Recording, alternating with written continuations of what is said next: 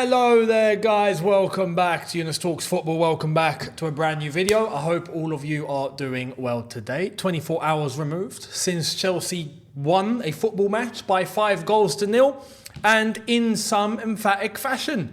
And we were looking good.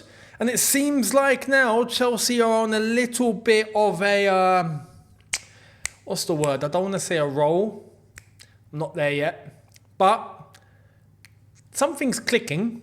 Right? So let's hope that can continue. But we have to ask, why is it clicking? What's changed? Why is it that now we are, after a couple of adjustments, all of a sudden looking like we know how to play football properly? Well, we're going to get into that because there's a big question as of today being asked about Pochettino amongst the Chelsea fan base.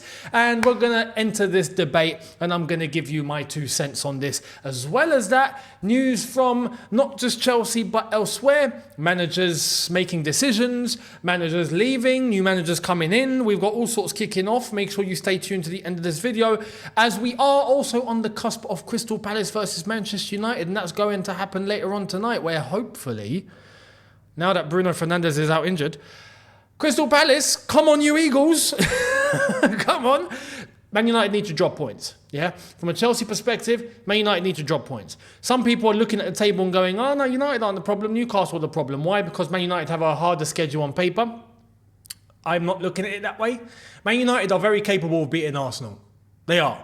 They beat Liverpool. No one thought that was going to happen. You know, these big games, they show up. They beat us. We were a bit in the trenches. But still, you know, this is where, well, and then we beat them most recently. They beat us at Old Trafford, but yeah, what happened? 4-3.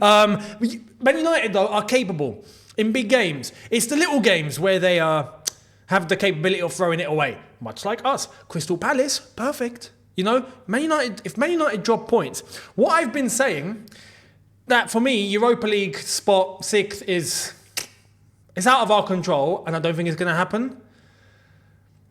That's on the basis that Newcastle and United don't drop stupid points like I don't expect them to. You know, if Man United, for example, lose tonight, mathematically, I'm sorry, it's open. It's open because we are level on games with Newcastle. We are just 2 points behind them. If United lose tonight, we stay ahead of them. Well, boom. All of a sudden, we've got control of the situation. Man United and Newcastle have to play each other. And then we just have to hope that Newcastle can slip up one game out of the 3 that's remaining. You see, even then, it's still not completely in our hands, as in we're not in the driving seat. But if they slip up once, and hopefully if United lose tonight, that could be Man United beating Newcastle and doing us a favour. This is why I'm hoping Crystal Palace do us a favour tonight. If Crystal Palace beat United, it's blown wide open. If United beat Palace, then I still think it's just too much to ask for. So, come on Palace. Come on you Eagles. Come on South London's blue and red army. Blue South London's finest. I am a South Londoner. Crystal Palace are technically one of my locals. I just grew up around Chelsea and had to choose Chelsea. That was basically it. But with Crystal Palace, they're down the road. Do me a favour, please, Palace, please. Anyway, let's get cracking into the whole Chelsea shenanigans. And then some of the news elsewhere. Pochettino. Let me read you what the latest is, and we'll get cracking. Here it is. From Max London's First, sources have said the reason why Pochettino has been angry in press conferences is because Ighbali and Bowley both guaranteed him time on multiple occasions after bad results this season. Suddenly, the pressure has been ramped up on Poch and he has had to think quickly. Goes on to say, Pochettino this season has wanted to empower the players and give many of them the freedom to express themselves. Enzo Fernandez quite fancied the idea of playing further forward, but the club are unhappy on how badly the midfield pairing of Caicedo and Enzo has worked. Also, Pochettino argues that he has never had a full team to pick from, thus making any pre-planned tactics at the start of the season hard to implement without some players, making the direction of thought different. I'm a bit confused by this because the first thing alludes to the owners ramping up the pressure on him. Well, apparently, Poch hadn't spoken to them since we played Liverpool in the Carabao Cup final. So where is this coming from? Unless it's being, sent down to the directors and the directors are talking to them and going, oi, by the way, Mauricio, see the guys upstairs, they're not really happy. You're going to have to do something quick. I don't know if that's the case. Maybe it's not been face-to-face with him direct. Maybe. And look, I have to say this. I have to say this, yeah? I've been on the owners, I've been on them completely, and I still think they're a big issue at this football club with the way that they've been conducting things. However, what I will say, on this occasion, if this is legit and they have actually gone to Poch or they've informed Poch, whether directly or indirectly, I still think it should be directly. I don't think you should send messages to go and do your dirty work. I think you should talk to face with someone if you've got something to say. If they have said, listen, you got to get Europa League or you're gone, I can't argue against that, because that should be a bare minimum at this football club. There needs to be a standard set somewhere. We can't just allow this to continue. Do you know what I mean? So if they've actually done that, and this has forced Poch's hands, well, great. Whoop-de-doo. Fantastic. Egbali, Clear Lake, Bowley. You see what happens when you keep some standards around here? Now Poch is forced to act, and look what he's doing.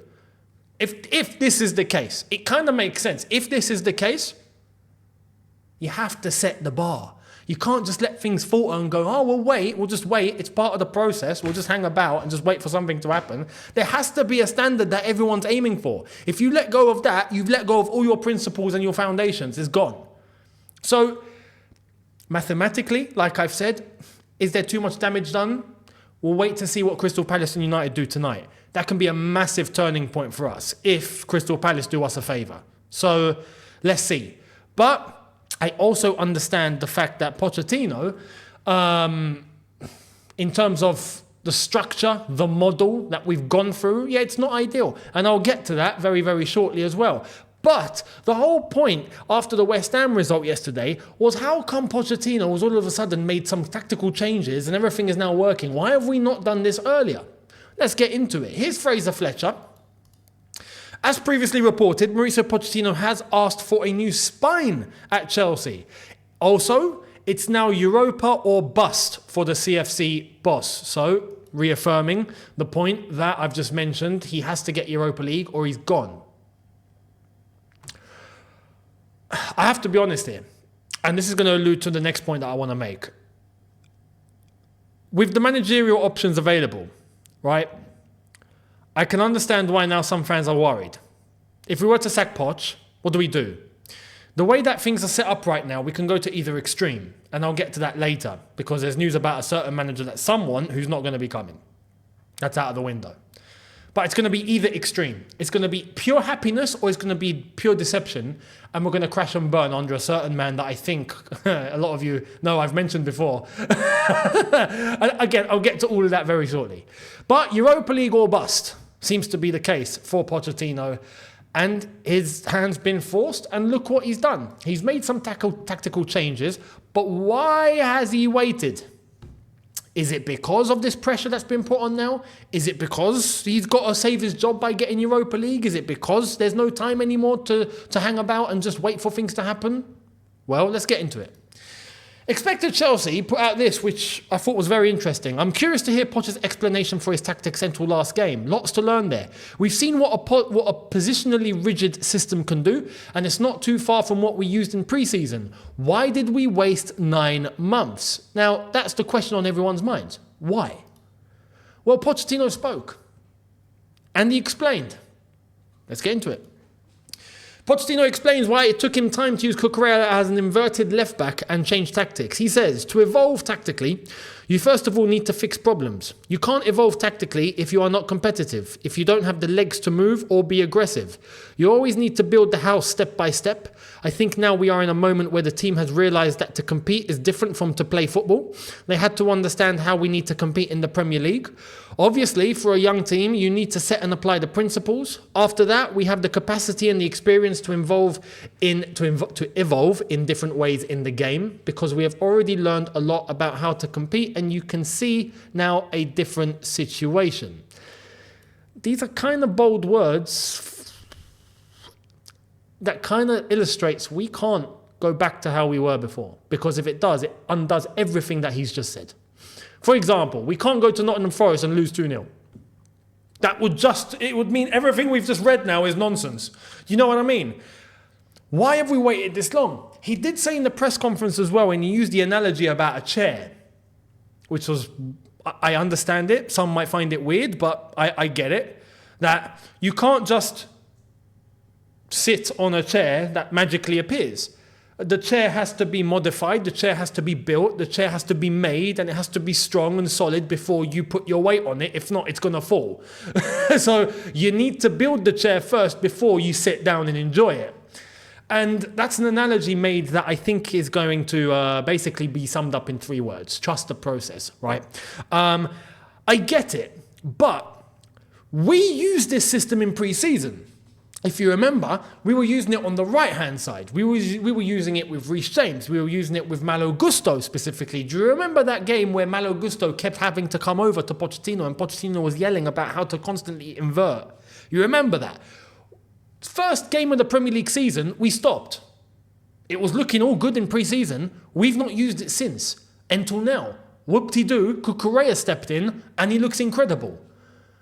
So why have we waited this time?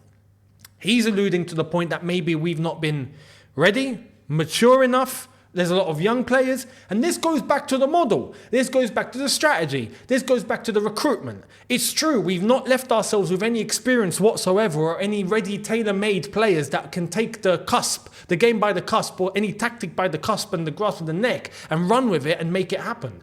These are young players that, yes, might need to be taught in certain ways, and that can take time. But that goes back to the model, which is why I've not pinned all the blame on Pochettino.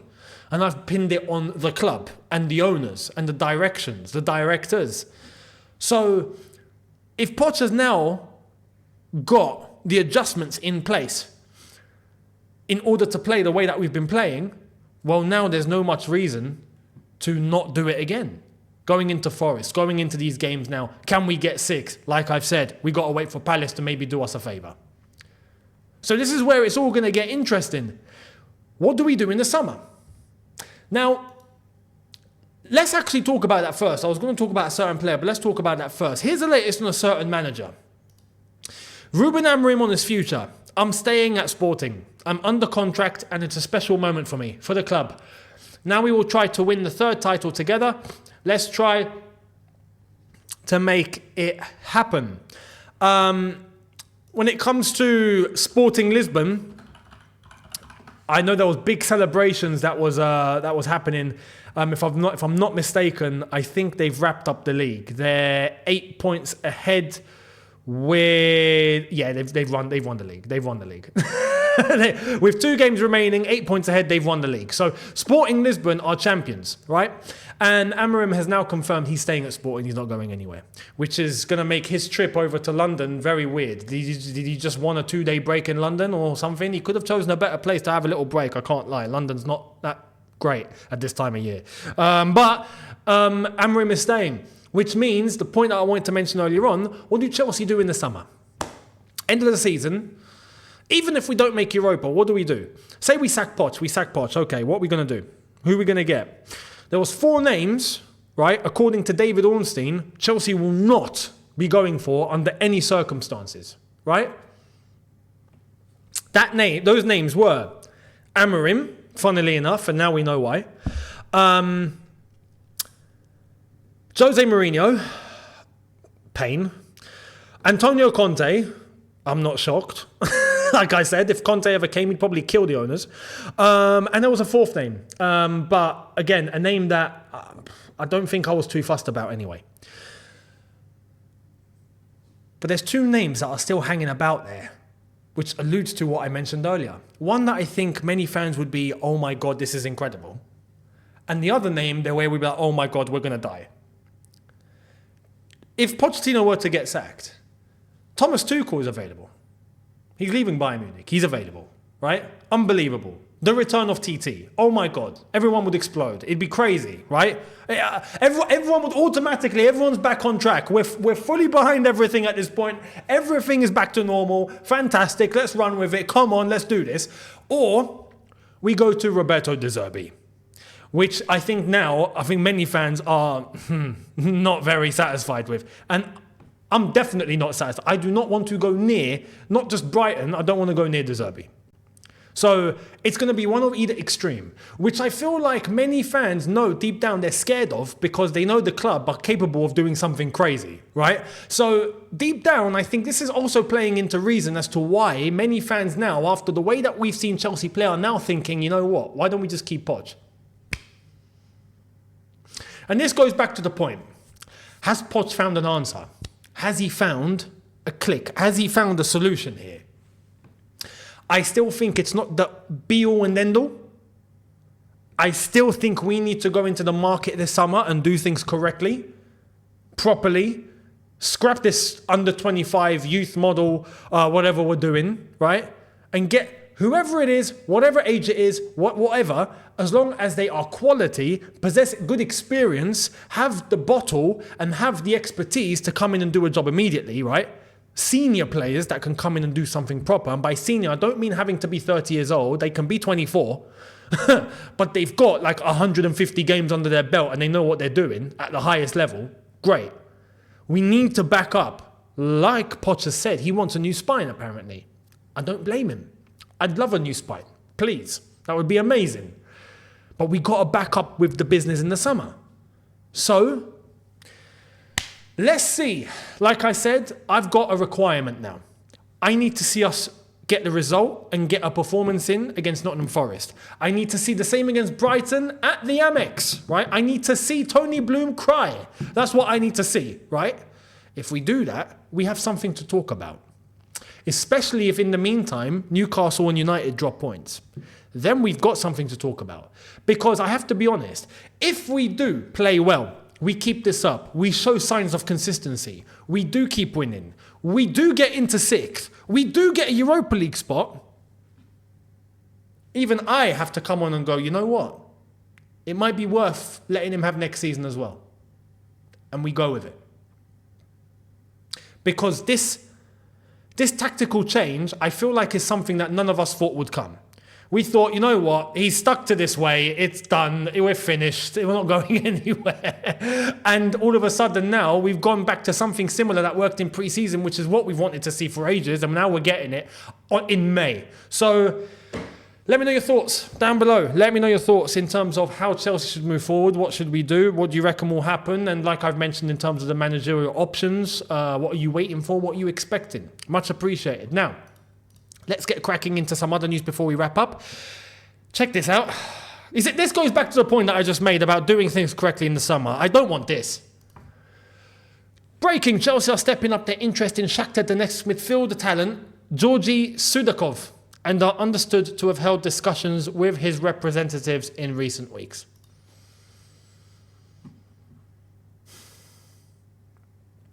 I'm just going to give you this meme, which sums my expression up. I posted this earlier.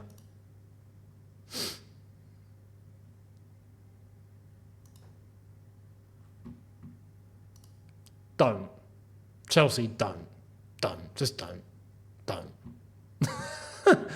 Have we not learned anything here? Like, what's going on? You know? I'm not going to lie. Sudakov, like, for his age, he looks all right? But I don't need all right. I don't need another 21-year-old that I'm hoping is going to be okay just because he's best friends with Mudryk. I don't need that. Yeah, we don't need that. We need money to be spent correctly in players that are going to come in and set standard and level immediately. I need players to come in and be a senior figure immediately. I don't need another 21-year-old to hope that he's going to make it just because he's got links with Mudryk and now he's going to give Mudryk his best mate around Chelsea so he can be like, oh, I've got my friend here. Yay, friend. Like, I don't need that. We don't need that. So don't. Chelsea, please, don't.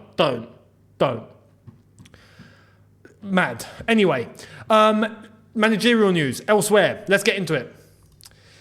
Julien Lopetegui has agreed terms with West Ham to become new head coach, replacing David Moyes from next season. Lopetegui has accepted West Ham proposal, ready to proceed to formal stages. Details being finalised, then contracts will be signed, but agreement is in place. This is actually pretty mental because we didn't really get much news about what was happening at West Ham. We heard about Lopetegui, but nothing about Moyes. Well, now, tonight, we've heard about Moyes. West Ham United can confirm David Moyes will leave the club by mutual consent at the end of the 23-24 season when his contract expires. I feel like West Ham have handled this horribly because all the news and rumours were coming out far in advance about West Ham's managerial position and they didn't do anything about David Moyes. Now everything went public, they're forced to make this statement about David Moyes. Just sort it out with him first. If you want to sack him, sack him. If you want to say that you're going to run out to the end of the season, make that clear. And then make it clear to the journalists and to the press and to the leaks that, who's the next guy that's going to come in? Now, what's pretty crazy about the next guy that's coming into West Ham is not only that he's gone to West Ham, but who did he reject? Check this out. New rounds of discussions around Erik ten Hag at FC Bayern Munich today as he's on the list now. Julian Lopetegui out of the race for now as he has informed Bayern personally this morning that he wants to join West Ham. Ten Hag open to join Bayern as soon as it should turn out that Man United want to part with him in the summer. First Bayern talks with Ten Hag's management took place as exclusive revealed yesterday. How are we living in a world where a manager is turning down Bayern Munich for West Ham United? How has that happened? What's happened? What are we doing here? What's gone on? What is this? Bayern Munich, what is going on with you? Everyone's rejecting Bayern Munich. Thomas Tuchel must just be there laughing. He must be like, get a load of these guys. Crazy. Bayern Munich, something crazy must be going on at Bayern Munich. To get Nagelsmann to reject you, to get Thomas Tuchel to say, you know what, even if they want to talk to me again, I'm not staying. To get Lopetegui to turn them down. I think there was another guy that turned them down. Oh yeah, Alonso didn't want to go there. But what's wrong with you lot, Bayern Munich? What's happened? Anyway, they want Erik ten Hag. I think it's safe to say this is confirmed that Erik ten Hag's leaving Man United in the summer. So that's where I honestly think Thomas Tuchel will be targeted, Man United. I think it's heading there. Unless Chelsea want to act, I'm just going to leave that there. And that's all I'm going to say. But let me know your thoughts. Erik ten Hag to Bayern Munich. How has Erik ten Hag done that? How do you go from United to Bayern Munich by performing the way that you're doing? I don't understand. Anyway, let me know your thoughts down below. Much appreciated. And I will see all of you tomorrow for a brand new video. Be sure to be here. Hit the subscribe button if you haven't done so already. Hit the notification bell to be notified once I've uploaded. Chelsea play Nottingham Forest next weekend, so we've got some time. We'll be going through all the news and the latest and whatnot. There might be a couple of double uploads this week, so keep your eyes peeled. Much appreciated. Check out the socials on screen and in the description, and I will catch all of you tomorrow for a brand new one, or maybe two. I'll see you then. Have a good one, people. See you lot then. Take care, and peace.